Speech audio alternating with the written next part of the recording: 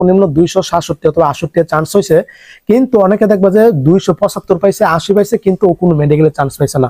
সর্বনিম্ন 268 চান্স হয়েছে। এখন প্রশ্নটা হলো তাহলে ও কেন চান্স পেল না 280 পেয়েও?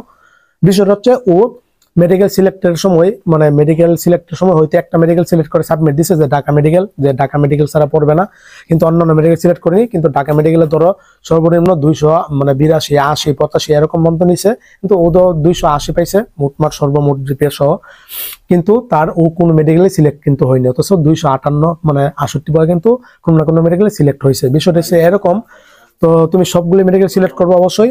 অনেকে আছে অনেক ওই মেডিকেল ছাড়া পড়বে না চান্স না হলে, তখন কি করে ওই মেডিকেলগুলো সিলেক্ট করে তারপরে তোমার অ্যাডমিশন দেয়। কিন্তু দেখা যাচ্ছে যে ভালো একটা মার্ক পাইছে, কিন্তু ওই মেডিকেলগুলিতে তোমার এত মার্ক পর্যন্ত নিচে টানছে, কিন্তু ও কিন্তু কোনো মেডিকেলে পড়তে চান্স নেই। এই ভুলটা তোমরা করবে না। সবগুলো মেডিকেল সিলেক্ট করে তুমি তোমার সাবমিট দিয়ে দিবা। হ্যাঁ, আর সাবমিটের বিষয়টা